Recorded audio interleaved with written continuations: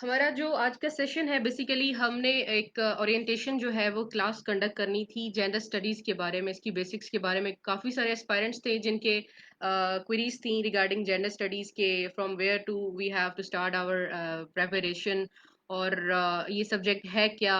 Most of the aspirants were confused कि gender studies में हमारा कोई बैकग्राउंड नहीं है, तो हम इसको किस तरह से स्टार्ट लें, इसको किस तरह से प्रिपेयर करना है। तो ये आज हमने जो सेशन है उन लोगों के लिए ही कंडक्ट किया है। First of all, I would like to extend my gratitude to Sir Gayas Ismat Hashmi. He has provided us a platform to help you guys. हम जो भी है हमारी अपनी efforts के through हम आप लोगों को help out करना चाहते हैं. So हमारा जो session है, I am Arusa Ruch, and my intro related to this subject is that I have cracked this subject in my first attempt. So हम अपने session को proper way में start करते हैं। सबसे पहले जेंडर स्टडीज को जो है इसके जैसे ही हमारे सामने इसका नाम आता है तो हम कंफ्यूज हो जाते हैं, या एक क्वेरी हमारे माइंड में आती है कि ये सब्जेक्ट है क्या, इसका एजेंडा क्या है, एंड ये हमें इसकी इस सब्जेक्ट की डिमांड क्या है। पहले हम इसको जनरल देखेंगे, फिर हम इसको सीएसएस के रेफरेंस में इसकी बात करेंगे। तो सबसे पहले जेंडर स्टडीज है क्या। इसके नाम से ही जाहिर है कि जेंडर स्टडीज है, तो it would be something about gender. तो ये जेंडर के रिलेटेड एक सब्जेक्ट है। अब आप एक बहुत ही माइंड में एक फॉरन एक क्वेरी आएगी कि जेंडर इसकी क्या स्टडी हो सकती है। There are two prominent gender on in the sphere of the earth, male female, हमने इसमें क्या पढ़ना है। सो सबसे पहले जो जेंडर स्टडीज है इसका एजेंडा समझ लेते हैं, ये क्या है। एक्चुअली ये एक मतलब जो जेंडर्स हैं, डिफरेंट जेंडर्स के की लाइफ को एनालाइज करने का नाम है by the perspective of other genders. मतलब अगर एक फीमेल जेंडर है तो उसकी लाइफ का analysis through the lens of female and other genders. जब मैं अदर जेंडर्स का नाम लूंगी तो that would be male, female, and other genders like LGBT, lesbian, gays, bisexual and transgenders, etc. तो ये जो मेजर जेंडर्स हैं उनके लेंस से फीमेल की लाइफ को एनालाइज करना, देन एक प्लेटफॉर्म प्रोवाइड करना या उनको एक वेज या रूल्स प्रोवाइड करना through which they have to live their lives, ठीक है, और उस रूल्स के मुताबिक जो वर्ल्ड है उसको चेंज करना। This is the basic agenda of the gender studies. ठीक हो गया। अब जो जेंडर स्टडीज है हमारे जो है on the sphere of earth के, अगेन एक दो तरह की जेंडर प्रोमिनेंट है, मेल एक मेल है एक फीमेल है। तो हम या तो बात करते हैं मेल डोमिनेंस की बात करते हैं और फीमेल रिसेसिवनेस की बात करते हैं। तो इसका एक मिथ भी है कि जेंडर स्टडीज का जो एजेंडा है कि एक प्रोपेगेंडा है by the some lobbies of the world, कि वो ये चाहते हैं कि जो मेल डोमिनेंस है उसको रिप्लेस कर दिया जाए फीमेल डोमिनेंस से। हालांकि that's not true. Gender studies actually demands gender based equality. अब जब हम जेंडर बेस्ड इक्वालिटी की बात करते हैं तो what does it mean by gender equality, किस तरह की इक्वालिटी जो है वो डिमांड करता है दिस सब्जेक्ट।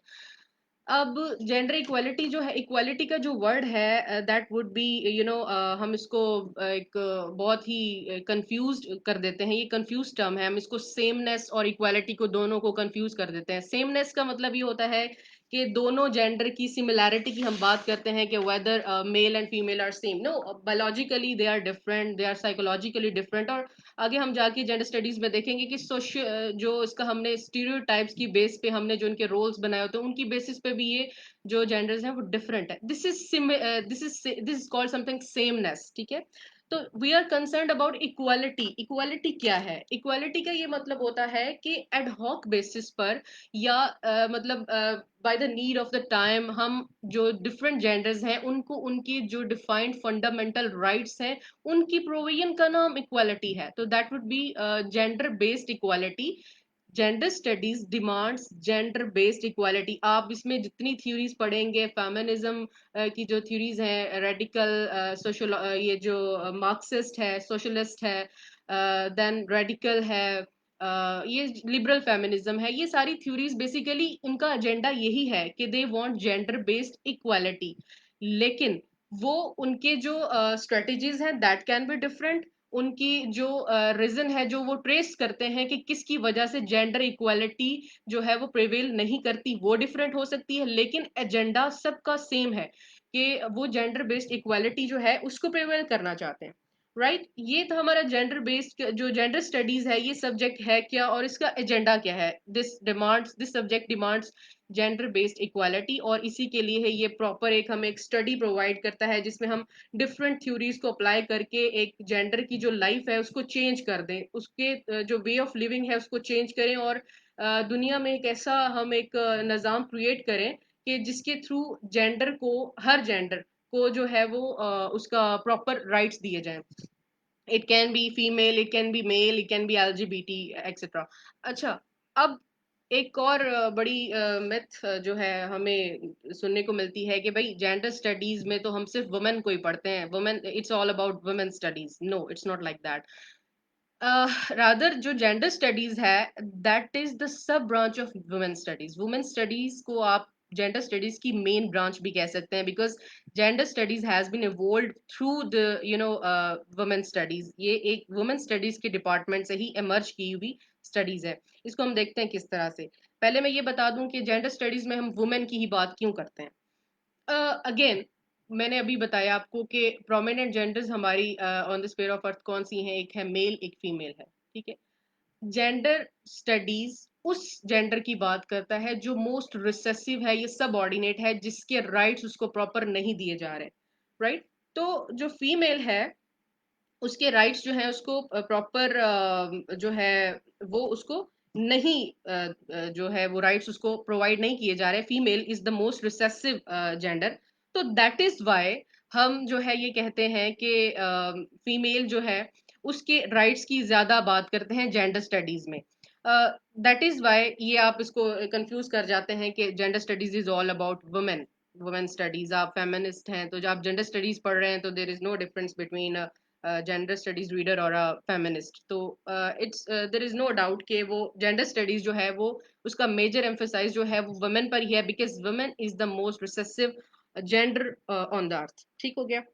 तो ये था इस सब्जेक्ट का जो जेंडर स्टडीज, और जेंडर स्टडीज में हम वुमेन स्टडीज को क्यों पढ़ते हैं। अब नेक्स्ट जो इसके डिसिप्लिन की बात करें कि वुमेन स्टडीज और जेंडर स्टडीज, जो इन दोनों, ये जो दोनों सब्जेक्ट हैं जो मैंने अभी बात की कि जेंडर स्टडीज वुमेन स्टडीज की सब ब्रांच है, ये कैसे है। अ, आप आगे जाके इसकी वेव्स पढ़ेंगे, 3 वेव्स इसमें है, first wave, second wave, third wave. जो सेकंड वेव है वो इरा था 1960 से 70s का। ये वो इरा है जब वेस्ट में वुमेन के इकोनॉमिक, पॉलिटिकल और सोशल राइट्स की बात होती है। ठीक है, अब यहाँ पर इस इरा के दौरान ये बेसिकली इस इरा में जो वुमेन की इकोनॉमिक जो एम्पावरमेंट की बात होती है, पॉलिटिकल राइट्स की बात वो करते हैं। तो ये एक जो मूवमेंट स्टार्ट होती है, उस मूवमेंट के थ्रू इमर्ज होती है वुमेन स्टडीज का डिसिप्लिन।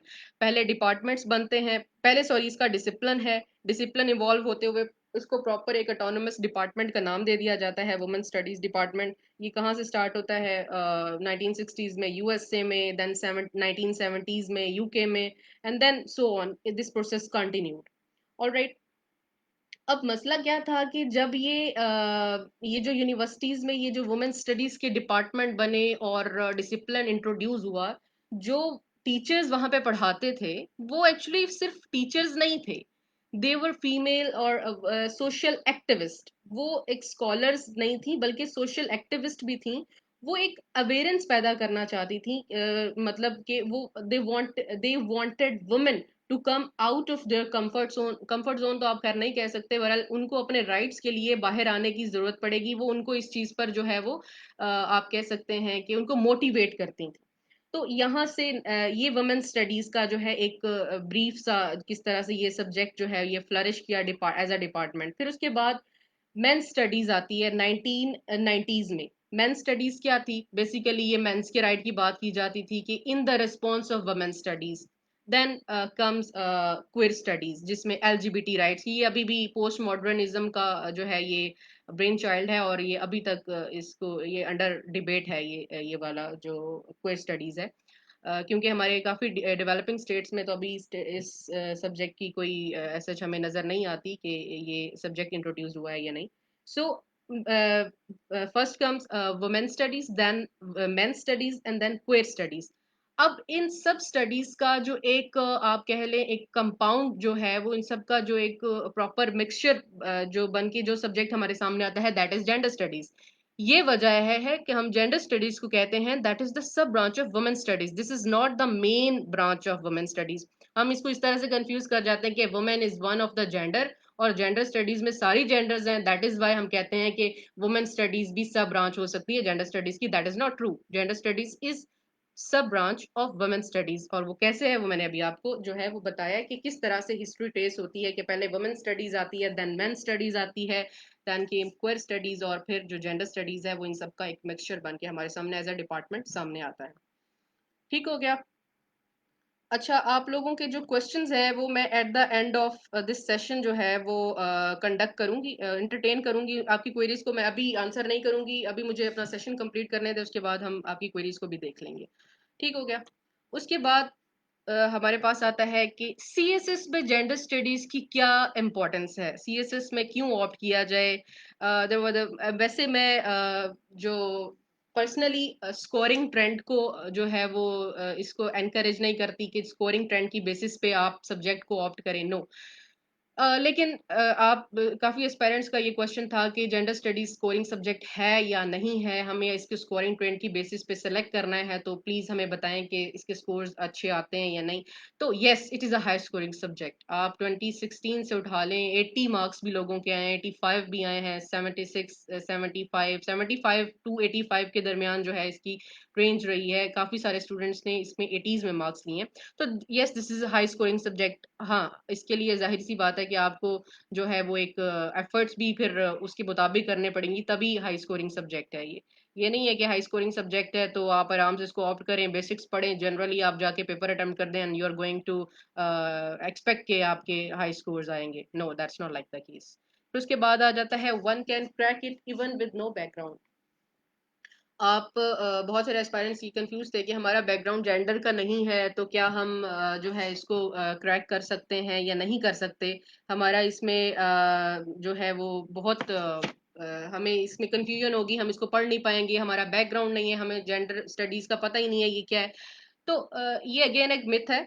आपका बैकग्राउंड नहीं भी है तो भी आप इस सब्जेक्ट को क्रैक कर सकते हैं। आई एम द एग्जाम्पल, मैंने मैथमेटिक्स के बैकग्राउंड के साथ जेंडर स्टडीज में हाई स्कोर किया।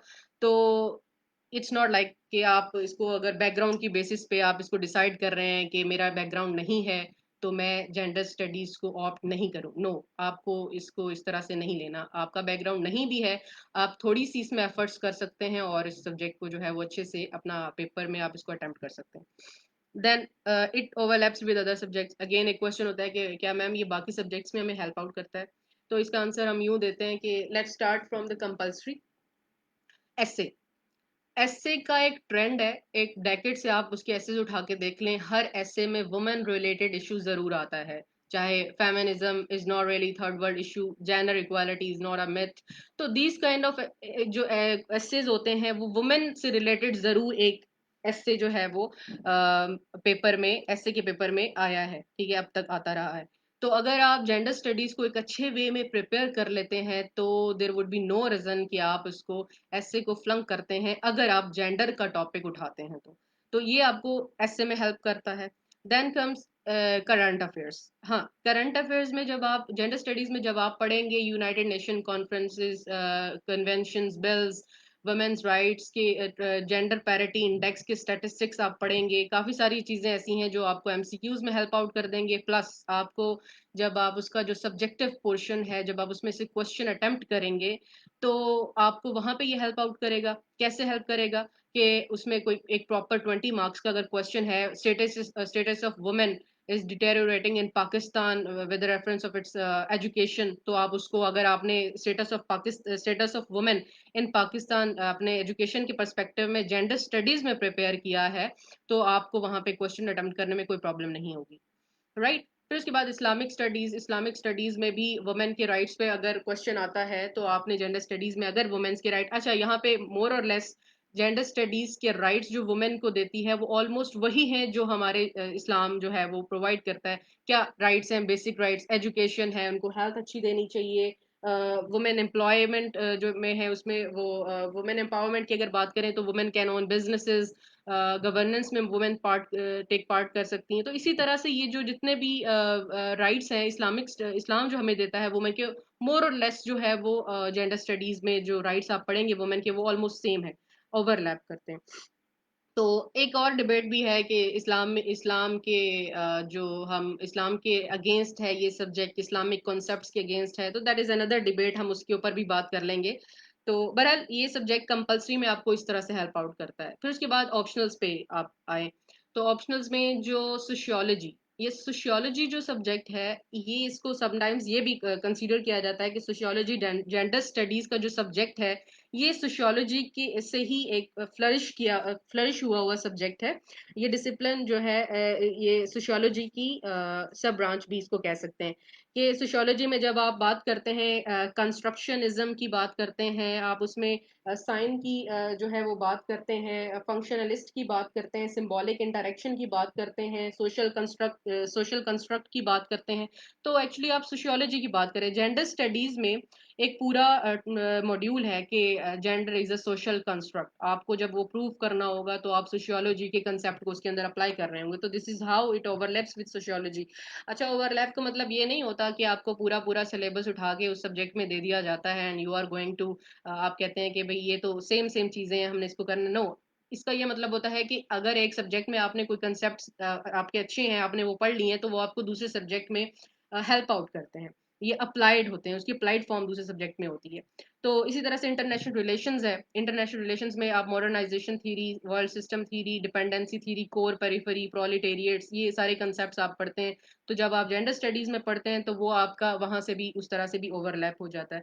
उसके बाद साइकोलॉजी, साइकोलॉजी में साइको एनालिटिक फेमिनिज्म जो है, साइको एनालिसिस अगर आप पढ़ते हैं थ्योरी, तो आप उसको साइको एनालिटिक फेमिनिज्म के ऊपर अप्लाई कर सकते हैं, सिगमंड फ्रॉइड की जो थ्योरी है।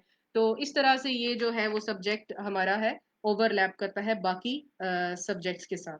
ठीक हो गया। फिर उसके बाद आता है हमारे पास, हम इसकी डिकंस्ट्रक्शन ऑफ द सिलेबस की बात करते हैं। अच्छा जी, इसके पेट 9 मॉड्यूल हैं। एक सबसे पहले इंट्रोडक्शन टू जेंडर स्टडीज है।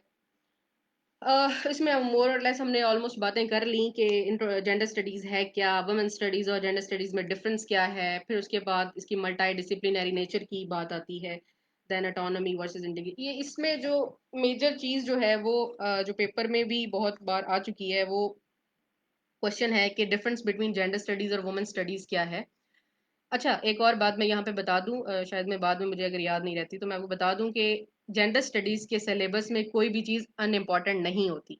अगर आपको कोई ये कहता है कि ये टॉपिक अनइम्पॉर्टेंट है, इसको छोड़ दें, भई आपको ये कोई कहता है कि modernization theory, world system theory has nothing to do with the gender studies paper, ये पेपर में कभी नहीं आई, इसको छोड़ दो, तो नो। जेंडर स्टडीज के सिलेबस में अगर कोई चीज इरेलेवेंट या अनइम्पॉर्टेंट थी तो जो पेपर जिसने सिलेबस सेट किया है वो इसको इसके अंदर डालता ही नहीं, राइट। सो जो इसमें जो मैं जब इम्पोर्टेंट का वर्ड बोलूं तो इसका इसको इस चीज से कंफ्यूज नहीं करना कि बाकी चीजों को हमने छोड़ देना है। Actually I am talking in the perspective of past papers की क्वेश्चन किस तरह से आता रहा। ये जो difference between gender and women studies है, इसमें यही कि हम इसमें बात करते हैं इसके डिसिप्लिन की कि किस तरह से ये डिफर करता है सब्जेक्ट एक दूसरे से, कि इनकी जो इंक्लूसिवनेस एक्सक्लूसिवनेस की बात करते हैं। जो वुमेन स्टडीज है वो एक एक्सक्लूसिव सब्जेक्ट है, जबकि जेंडर स्टडीज जो है वो इंक्लूसिव है, उसमें सारी जेंडर्स आती हैं। वुमेन स्टडी सिर्फ वुमेन की बात करता है। फिर उसके बाद मल्टी डिसिप्लिनरी नेचर की हम इसके ऊपर बात करते हैं। तो इसी तरह से इसके डिफरेंसेस हैं जो हम डिस्कस करेंगे। फिर उसके बाद आ जाता है multi disciplinary nature of gender studies, ये बाकी सब्जेक्ट्स से किस तरह से हम इसको जेंडर स्टडीज में लेके चलते हैं। Then comes autonomy versus integration debate in gender studies. अच्छा, autonomy versus integration debate in gender studies जो है, हमने दो रेफरेंसेस करेंगे। एक हम इसके डिसिप्लिन के पर्सपेक्टिव में करेंगे, दूसरा जेंडर के। लाइक ये जो सब्जेक्ट है जेंडर स्टडीज, इसको ऑटोनोमस रखना है या बाकी डिपार्टमेंट में इसको इंटीग्रेटेड रखना है, ये डिबेट की हम बात करेंगे। और सेकंड हम जेंडर की बात करेंगे कि क्या सिंगल जेंडर जो है, क्या उसको ऑटोनोमस हम स्टेटस दे सकते हैं सोसाइटी में, या उसको इंटीग्रेटेड रखना है, एक मिक्स्ड कल्चर रखना है।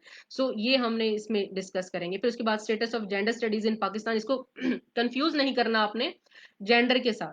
ये जेंडर के स्टेटस की बात नहीं करता, ये डिसिप्लिन की बात करता है कि पाकिस्तान में जेंडर स्टडीज का स्टेटस कैसे क्या है, लाइक वो किस तरह से इवॉल्व हुआ, किस तरह से यूनिवर्सिटीज ने इसको, क्या एफर्ट्स थी जिनके थ्रू जेंडर स्टडीज जो है वो एक अलग एक ऑटोनमस डिपार्टमेंट, एक ऑटोनमस जो है वो जो सब्जेक्ट के तौर पर जो है वो सामने आया, वो आपने इसमें सारा हम देखेंगे।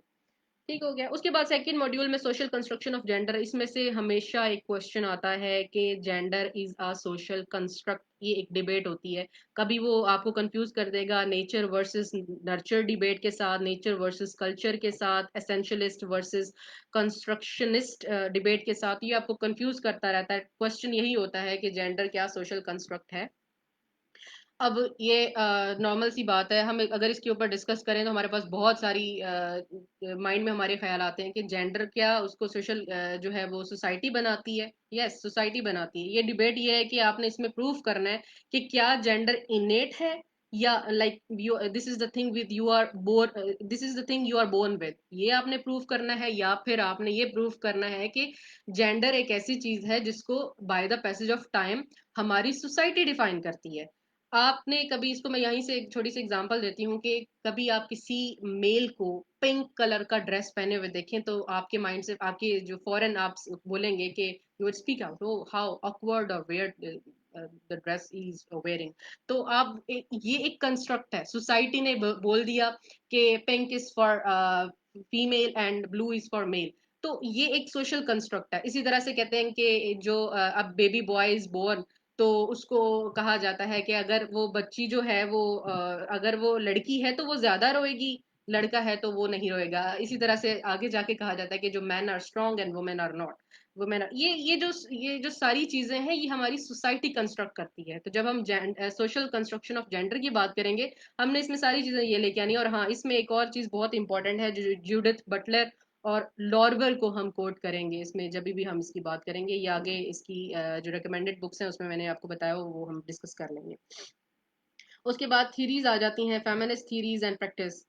अगेन फेमिनिज्म जो है उसका एजेंडा यही है कि जेंडर बेस्ड इक्वालिटी को हमने जो है वो जो उसकी बात करने की, जेंडर बेस्ड इक्वालिटी की डिमांड करते हैं फेमिनिज्म। ये एक्टिविस्ट मूवमेंट है जो फ्रेंच रेवोल्यूशन के बाद आई, और इसकी डिमांड यही थी मोर और लेस के जेंडर बेस्ड इक्वालिटी है। लेकिन लेंजेस सबके डिफरेंट हैं, स्ट्रेटेजीज सबके डिफरेंट हैं।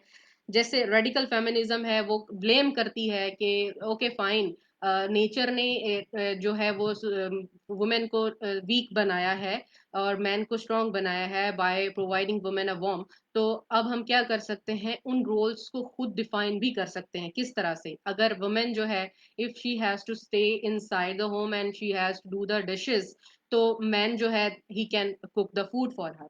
ठीक है, तो मतलब ये अपनी एक पर्सपेक्टिव देता है कि हम उन रोल्स को जो है वो डिफाइन, खुद से रीडिफाइन कर सकते हैं। इसी तरह से मार्क्सिस्ट एंड सोशलिस्ट फेमिनिज्म है। ये एक आने वाले टाइम में एक अच्छा क्वेश्चन बन सकता है कि what is the difference between Marxist and socialist feminism, क्योंकि अभी तक पेपर्स में ऐसा कोई इनका डिफरेंस नहीं आया, हालांकि ये दोनों डिफरेंट है। और मोस्ट ऑफ द टाइम हम क्या करते हैं कि इनको कंफ्यूज कर देते हैं। मार्क्सिस्ट जो है वो मार्क्सिज्म की जो थ्योरी है हैव्स एंड हैव्स नॉट, उसकी बात करता है, जबकि सोशलिस्ट फेमिनिज्म है उसकी मार्क्सिस्ट की जो मोस्ट अप्लाइड फॉर्म है वो सोशलिस्ट फेमिनिज्म है। ये दोनों में बेसिक डिफरेंस ये है। Then comes psycho analytical feminism, ये सिगमंड फ्रॉइड की थ्योरी है, इसको हम डिस्कस कर लेंगे। पोस्ट मॉडर्न फेमिनिज्म जो जिसमें क्विज स्टडीज आ जाती है, एलजीबीटी राइट्स की जिसमें बात की जाती है, ये पोस्ट मॉडर्न फेमिनिज्म, ये थर्ड वेव भी है इसको कहते हैं। तो ये इसमें आ जाता है। अच्छा, फेमिनिस्ट मूवमेंट्स करना ये है कि जब भी आप सिलेबस करें तो आपने पहले फेमिनिज्म की थ्योरीज को कर लेना है, then you have to come towards feminist movements. इसका फायदा ये होगा कि जब आप फेमिनिज्म की जो थ्योरीज हैं वो पढ़ेंगे तो आपको आगे मूवमेंट्स में वही चीजें लिखने के लिए दोबारा से नए सिरे से आपको पढ़ने की जरूरत नहीं पड़ेगी। आप फेमिनिज्म, अगर आपने लिबरल फेमिनिज्म पढ़ा हुआ है तो आप उसको कोट कर सकते हैं। अगर आपने साइको एनालिटिकल फेमिनिज्म पढ़ा हुआ है तो आप उसको कोट कर सकते हैं। ठीक है, तो जिस तरह से सेकंड वेव में आपने रेडिकल फेमिनिज्म को लिखना है, तो आपने अगर रेडिकल फेमिनिज्म पढ़ी हुई है, इसमें डेफिनेटली हिस्ट्री आएगी सबसे पहले कि फर्स्ट वेव में क्या था। जब वो फर्स्ट वेव और सुफ्रेजिस्ट मूवमेंट को एक ही नाम दिया जाता है, ये मोस्ट ऑफ द टाइम ये एक ही चीज है। और जो इसके इरा कौन सा था, इनकी जो एक्टिविस्ट उस इरा में कौन थी। हर जो मूवमेंट है, हर मूवमेंट की जो एक्टिविस्ट थी वो डिफरेंट है, आप उनको कोट कर सकते हैं। Then you have to write the इनका एजेंडा क्या था, फेमिनिज्म वाला, आप लिबरल फेमिनिज्म, रेडिकल फेमिनिज्म, जो जो है उसके पर्सपेक्टिव में आप जो जो जिस वेव में जो भी फेमिनिज्म इमर्ज हुई वो आप उसमें कोट कर सकते हैं। फिर उसके बाद जेंडर एंड डेवलपमेंट आ जाता है। जेंडर एंड डेवलपमेंट जो आप हमेशा से कहा जाता है कि आपने modernisation theory, world system theory, dependency, इनको नहीं करना। नहीं, आपको ये करना है। 2019 के पेपर में ये क्वेश्चन आया हुआ है कि मॉडर्नाइजेशन थ्योरी और डिपेंडेंसी थ्योरी जो है उसकी रेलेवेंस क्या है जेंडर इक्वालिटी में। तो आपने इसमें जब इस तरह से ये जो थ्योरीज आप करेंगे, अगर आपको इसके बेसिक कंसेप्ट आपको पता है, तो आपने इसको जेंडर बेस्ड वायलेंस पे, इसको जेंडर बेस्ड डिस्क्रिमिनेशन पे आपने इसको लिखना है कि भाई हैव्स एंड हैव्स नॉट, जिस तरह से मार्क्सिस्ट कहता है, तो जो हैव्स है वो मेन है, जो हैव्स नॉट है वो फीमेल है। ही शी इज द मोस्ट सब ऑर्डिनेट जेंडर। ठीक है, तो उसको फिर आप इसके रेफरेंस में इन थ्योरीज के रेफरेंस में कोट कर सकते हैं। फिर उसके बाद विड वेड गैड है, women in development, women and development, gender and development. Basically जो वुमेन एंड डेवलपमेंट है वो जो एक स्टार्टिंग में ही एक वुमेन को जो डेवलपमेंट, इकोनॉमिक और बाकी जो सर्फेसिस थी उन पर लेके आने की जो स्ट्रगल थी वो वुमेन इन डेवलपमेंट है। लेकिन जो जेंडर इन डेवलपमेंट है वो इन सब की जो मॉडर्न फॉर्म है, जिसमें क्वीर थ्योरी, एलजीबीटी राइट्स भी आ जाते हैं, कि वो सारी जेंडर्स को लेके आने का नाम है, वो जेंडर एंड डेवलपमेंट है। उसके बाद आ जाता है जी status of women in Pakistan. More और लेस आप लोगों को ये चीज़ें पता हैं कि भाई ये सबको पता होगा कि वुमेन के हेल्थ सिस्टम पाकिस्तान में बहुत ख़राब है, एजुकेशन वुमेन को दी नहीं जाती, वुमेन एंड एम्प्लॉयमेंट, वुमेन को एम्प्लॉयमेंट में इशूज़ होते हैं। लाइक उनको जो है वो उनकी वेजेस की बेसिस पे उनको डिस्क्रिमिनेट किया जाता है। उनको इनके लिए जो एम्प्लॉयमेंट्स हैं वो एक जो वुमेन कोटा दिया जाता है। खैर वो तो एक उनके लिए प्रिविलेज की बात है कि अगर वो वुमेन कोटा दिया जाता है। अगेन ये एक डिबेटेबल टॉपिक है, हम इस पे बात कर सकते हैं। तो इस तरह से आप इसको जो है स्टेटस जो है इसको आप करेंगे, डिस्कस करेंगे status of women in Pakistan में क्या है। फिर उसके बाद जेंडर एंड गवर्नेंस है। इसमें जो जेंडर के इश्यूज हैं as a voter, candidate, representative, इसको आप जो है वो करेंगे। पॉलिटिकल कोटा इन पाकिस्तान क्या है, वुमेन के जेंडर के पर्सपेक्टिव में पॉलिटिकल कोटा किस तरह से रखा जाता है। फिर उसके बाद gender based violence. Gender based violence के लिए जो है इसकी जो थ्योरीज हैं कुछ, वो थ्योरीज पढ़ के आपने इनकी रेडिकेशन जो है वो रेडिकेट, पहले तो आपको पता होना चाहिए वायलेंस की कौन सी, मतलब इसके ऊपर थ्योरी है, कौन सी फॉर्म है जिसमें आ जाएगा structural and direct direct form of violence. फिर आप उसको अप्लाई करके उसकी स्ट्रेटेजीज बता सकते हैं कि वायलेंस को एलिमिनेट किस तरह से, किस स्ट्रेटेजीज से कर सकते हैं। जैसे एक बार ये क्वेश्चन भी आया था सीएसएस के पेपर में कि कौन सी फॉर्म्स, मतलब कौन सी हम स्ट्रेटेजी अप्लाई कर सकते हैं पाकिस्तान के पर्सपेक्टिव में in order to eliminate violence. ठीक है। और last is the module is case studies of Mukhtaran Mai, Malala Yousafzai, Sharmeen Obaid Chinoy. अच्छा, यहाँ पर मैं आप लोगों को एक चीज आप टिप समझ लें या जो भी है, आपको मुख्तारा माई, मलाला यूसुफजई, शर्मीन ओबैद चुनाय पसंद है या नहीं है, आपने पेपर में इनको फुल सपोर्ट करना है। कि भाई आपको, आपने ये नहीं लिखना कि Malala Yousafzai doesn't deserve to be called as a Pakistani, as a true Pakistani patriot, ये नहीं है, ये है जो भी है। जो भी है आपने यहाँ पे इसकी जो है वो तारीफें लिखनी है कि मलाला यूसुफजई ने भाई पाकिस्तान का नाम रोशन किया है, शर्मीन ओबैद चुनाई ने अवार्ड्स लिए हैं तो पाकिस्तान के लिए लिए हैं, उसे पाकिस्तान का नाम है। सो दीज आपने लिखना है कि जो है वो इन लोगों के काम पाकिस्तान के पर्सपेक्टिव में अच्छे। इसके अलोंग विद इट अगर आप आसमा जहांगीर को भी स्टडी कर लें तो ये भी आपके लिए बेनिफिशियल होगा। ठीक है, तो ये जो चीजें थी ये हमारा सिलेबस था जो आपको मैंने बता दिया। फिर उसके बाद आ जाता है हमारा sources of preparation. As far as the sources of preparation is concern, मैंने कुछ दिनों पहले हमारे ही पेज पर जो पेज का पेज है वहाँ पे मैंने एक पूरी जो डिटेल्ड जो रिकमेंडेशन है बुक्स की वो मैंने वहाँ पे जो है वो डाल दी हुई है। अगर आप उसको, बेटर है कि अगर आप उसको फॉलो कर लें वहीं से। तो इसमें से जो पार्ट्स हैं मैंने उसमें ये लिखा हुआ है कि जो इंट्रोडक्शन है उसके लिए आपको कुछ, सॉरी, जो फेमिनिस्ट जो फेमिनिज्म है, जो थ्योरीज हैं उसके पर्सपेक्टिव में आपको जो बुक पढ़ने की ज़रूरत है वो है, वो टोंग रोजमेरी की जो फेमिनिस्ट थॉट है उसको आप पढ़ लें, लेकिन आपने उसको पूरा ही रीड नहीं करना, चैप्टर नंबर 3 करना है उसका, जस्ट जो फेमिनिस्ट थ्योरीज को जो है वो कवर कर रहा है। अच्छा, एक बुक कभी भी मैं रेकमेंड नहीं करूंगी कि आप एक बुक उठा लें और आप एक ही बुक के उसमें आप सर्च में हो कि हमें एक किताब मिल जाए और वो एक पूरी सारे सिलेबस को कवर करेगी। नो, आप ऐसा नहीं, मतलब आपके लिए वो एक बुक कभी भी सफिशिएंट नहीं होगी। आप इसमें करें ये कि एक बुक, आप कोई भी बेसिक बुक ले लें मार्केट से, जो आपके आइडियाज को जो है वो आपको हेल्प आउट करे, आप ग्रैस्प कर लें, जो पूरे सिलेबस को कवर करे। जैसे सिलेबस को कवर करने का मतलब ये नहीं है कि आपने वो सिलेबस कवर कर लिया and you are now able to write the paper, write in the paper, कि आप अच्छे वे में लिख सकते हैं या अच्छे मार्क्स उसमें आप गेन कर सकते हैं।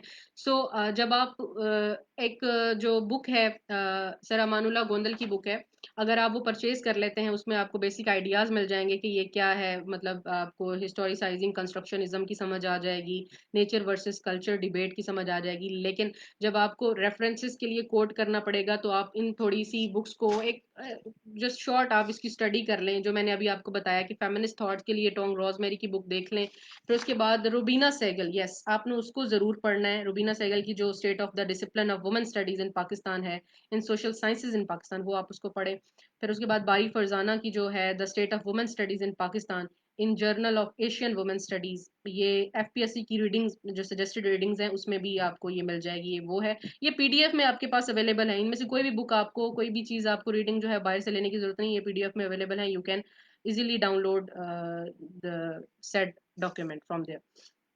फिर जूडिथ लॉर्बर की क्विर थ्योरी और social construction of gender, that is more than enough अगर आप जो सेकंड मॉड्यूल तैयार कर रहे हैं सोशल कंस्ट्रक्शन ऑफ जेंडर उसके लिए।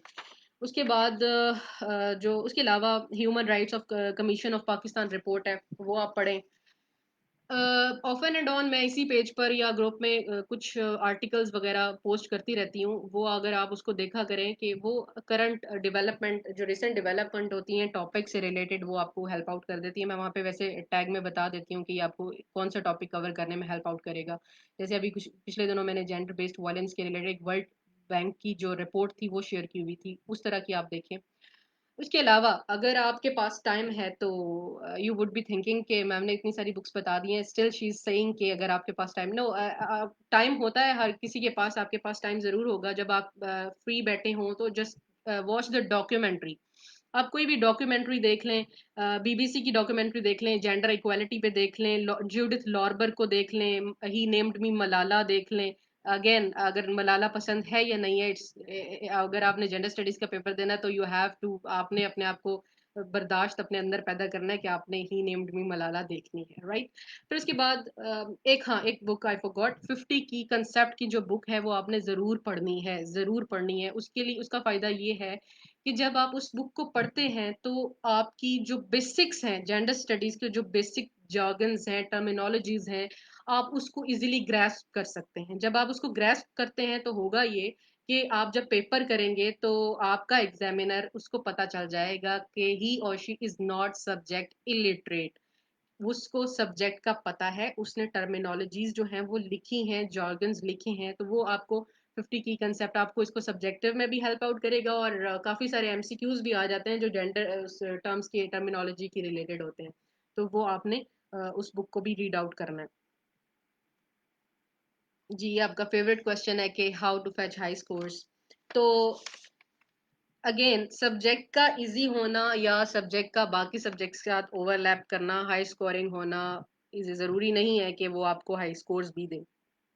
अभी तो 2016 में भी काफी स्टूडेंट्स का, जब ये फर्स्ट टाइम सब्जेक्ट आया, तो काफी स्टूडेंट्स का ये सब्जेक्ट फ्लंक हुआ। क्या वजह थी? असल में इशू ये आता है कि कुछ स्टूडेंट्स इस सब्जेक्ट को जनरली सॉल्व करने की कोशिश करते हैं। Generally for example, status of women in Pakistan है, आपने कहीं एसए के लिए प्रिपेयर किया है, status of women in education या जो भी आपने टॉपिक उसको प्रिपेयर किया है, तो आप उसको लिख के आ जाते हैं। आपने उसमें ठीक है, आपने लिख दिया कि भई बहुत ही डिटेरियोरेटेड स्टेटस है वुमेन का पाकिस्तान में, उनको अच्छी फैसिलिटीज़ नहीं दी गई हैं, एजुकेशन अच्छे से राइट्स नहीं है, आधी जो half of the female population is in home inside home, वो पढ़ती नहीं है, स्कूल्स नहीं, स्कूल गोइंग नहीं है एंड ऑल दैट लिख लेते हैं। लेकिन अगर आपने उसके अंदर रिफ्लेक्ट नहीं किया कि you are gender studies student, आपने उसमें जेंडर स्टडीज की कोई एक रेफरेंस नहीं दिया, आपने कोई फेमिनिस्ट की बात नहीं उसमें की, तो आई एम सॉरी, आपके लिए ये सब्जेक्ट जो है वो हाई स्कोर नहीं, आपको हाई स्कोर नहीं देगा। ठीक हो गया। तो करना ये है आपने कि जब भी आपने पेपर अटेम्प्ट करना है, तो अगर आपके सामने क्वेश्चंस आ जाते हैं इस तरह से कि फेमिनिस्ट, एक एक आपके पास फेमिनिज्म थ्योरी है, एक आपके पास सोशल कंस्ट्रक्ट डिबेट है कि इस जेंडर अ सोशल कंस्ट्रक्ट, और एक क्वेश्चन है कि status of women in Pakistan is deteriorated. आपने मोस्ट ऑफ द स्टूडेंट क्या करते हैं, उन्होंने स्टेटस उठाया वुमेन का, उन्होंने उसको लिख दिया एंड दैट्स इट, और फिर उसके बाद जाके सोशल कंस्ट्रक्शन और उसके ऊपर थोड़ा बहुत जो भी है वो लिख दिया। नहीं, आपके एग्जामिनर को आपके उनके सामने जब पेपर जाए तो आपका पहला क्वेश्चन सब्जेक्ट से रिलेटेड हो, मोर स्पेसिफिक हो। मतलब आपने पहले जेंडर कंस्ट्रक्शन पे डिबेट कर ली, दूसरा क्वेश्चन जो आपने अटेम्प्ट किया वो आपने अटेम्प्ट किया फेमिनिज्म की कोई थ्योरी आपने लिख दी, और थर्ड जो आपका क्वेश्चन होगा वो स्टेटस की बात करेगा। क्योंकि पहले दो क्वेश्चन ऑलरेडी आपके एग्जामिनर को बता चुके होंगे कि ये जिस जिस स्टूडेंट ने ये पेपर लिखा है, उसने जेंडर स्टडीज की हर जो है वो एंगल से उसको प्रिपेयर करने की कोशिश की है।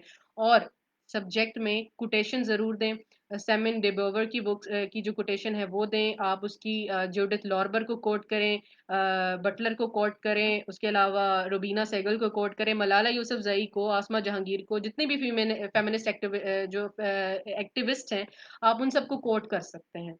ठीक है। उसके अलावा जो मैंने आपको 50 की कंसेप्ट की बुक बताई है, उसमें जो jargons हैं, टर्मिनोलॉजीज हैं, वो आप इसके अंदर सब टॉपिक से रिलेटेड, ये नहीं है कि ये सब्जेक्ट ये क्वेश्चन से रिलेटेड है ही नहीं और आप उसको कोट करे जा रहे हैं, धड़ाधड़ कोट कर रहे हैं कि भाई हमने jargons लिखने हैं तो बस जो भी हमारे पास आ गया हमने इसमें लिख दिया। नो, जो उस टॉपिक से रिलेटेड जो भी होगा उसके jargons या टर्मिनोलॉजीज आपने उसको जरूर उसके अंदर लिख देना है। ये आपकी जो है प्रॉपर था हमारा सेशन के हाई स्कोर। हम नेक्स्ट सेशन जो है उसको कंडक्ट करेंगे तो हम कोशिश करेंगे उसमें पास्ट पेपर्स जो हैं उनको सॉल्व करने की, उनकी जो कुछ देखेंगे, कोशिश करेंगे।